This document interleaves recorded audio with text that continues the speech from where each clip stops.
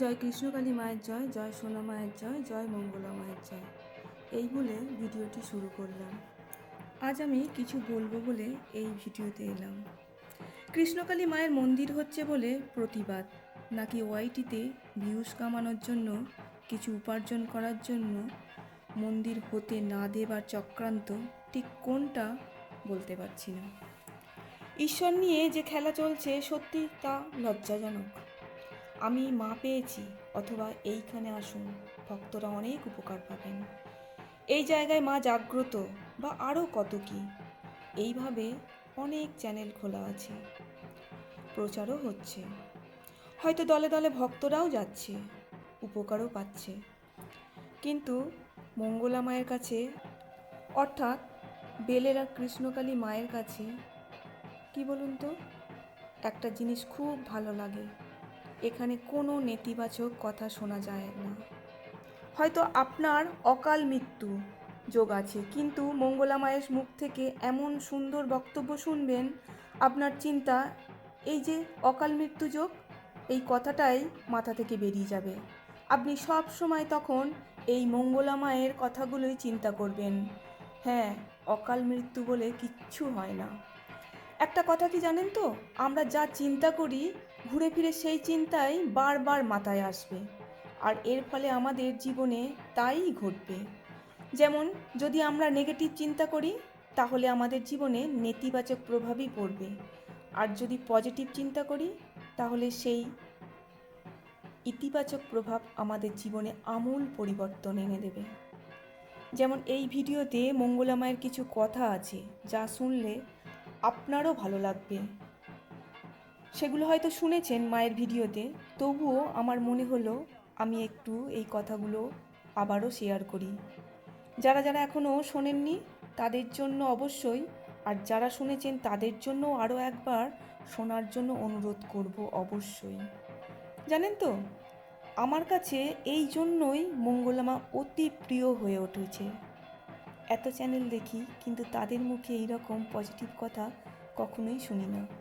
বরং তারা আরও বেশি করে বলেন, আপনার ভাগ্যচক্রে এই দোষ আছে, এই দুর্ঘটনা আপনার জীবনে ঘটবে, যেটা শুনে মানুষ আরও নেগেটিভ চিন্তা করতে বসে পড়ে।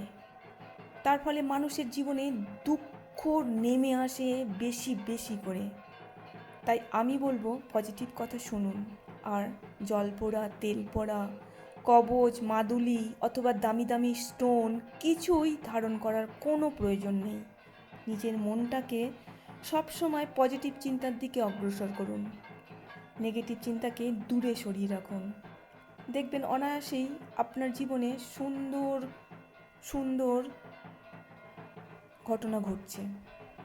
যদিও কেউ বলে থাকে আপনার জীবনে দুর্ঘটনা ঘটবে, তবুও সেটা নিয়ে একবারও ভাববেন না।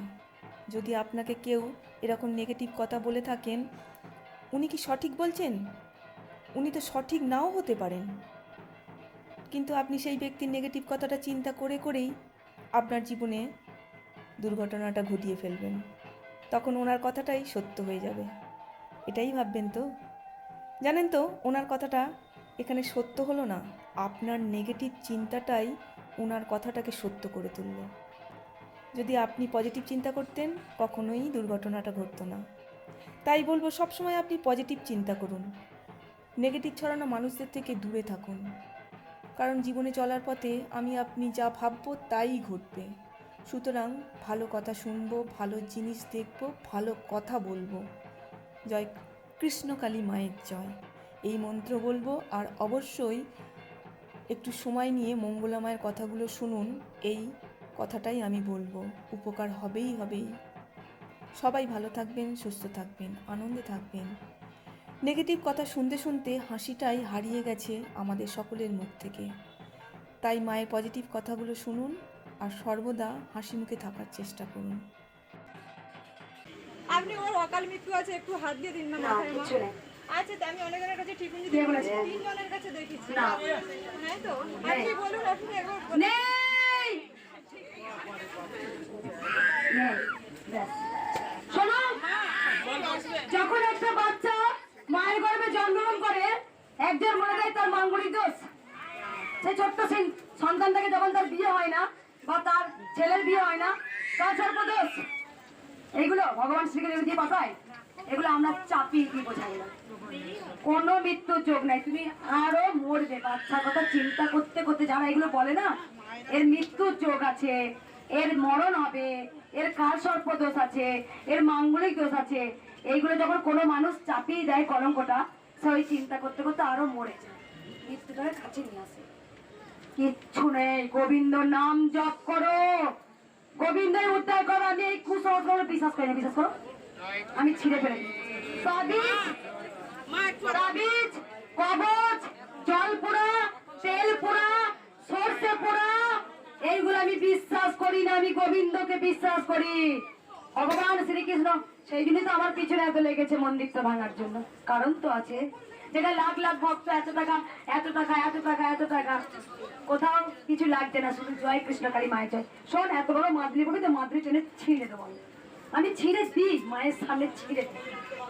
একদম নয়, কুসংস্কার নয়। গোবিন্দকে বিশ্বাস করে। একটা ডাক্তার ছুরি ধরার সময় সেও কিন্তু বলে হ্যাঁ ভগবান, কি যখন ডাক্তার হাল ছেড়ে দেয় তখন ডাক্তার বলে ভগবানের উপর ছেড়ে দিন, পারলে একমাত্র ভগবান পারবে, কি বলতো? সেম তাই। এসব কিচ্ছু নয়, ওগুলো কিচ্ছু নয়। অকাল মৃত্যু ফকাল মৃত্যু, তোমার কাছ থেকে 5-10 টাকা হাঁটা পর্যন্ত এগুলো বলে, বুঝতে পেরেছো? যেখানে কৃষ্ণকালী মায়ের কাছে কোনো কিচ্ছু লাগে না, আপনারা সবাই জানেন। কোনো দক্ষিণা চাই? আমরা যা খুশি করে 1 টাকা দেন, আমরা কোনো দক্ষিণা দিতে পারেন না। আপনারা 5 টাকা দেন, আপনারা 10 টাকা দেন, আপনারা 108 টাকা দেন, আপনাদের ব্যক্তিগত ব্যাপার। এখানে কৃষ্ণকালী মায়ের কাছে সবাই আসতে পারে, দুস্থ অনাথ সবাই আসতে পারে, বুঝতে পেরেছ? এইগুলো বিশ্বাস করবে না, অন্ধ বিশ্বাস করবে না, কুসংস্কার বিশ্বাস করবে না। সব সময় একবার চুপ করুন, সব সময় গোবিন্দকে ডাকুন। একমাত্র উদ্ধার করার মালিক হচ্ছে স্বয়ং গোবিন্দ বসে আছেন আমাদের মাথার উপরে, সেই আপনাদের উদ্ধার করবে।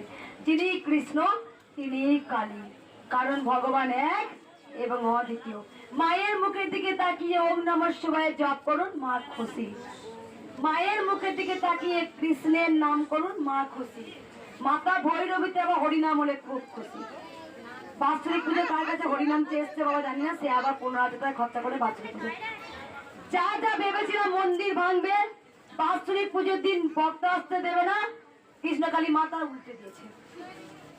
ও যে দুষ্টু না, বাৎসরিক পুজো এত ধুম হয়েছে, কেউ কীর্তন দিয়েছে, কেউ বাউল দিয়েছেন, কেউ আবার কীর্তন দিয়েছেন, হয়নি? ভিডিও দেখেছো তো?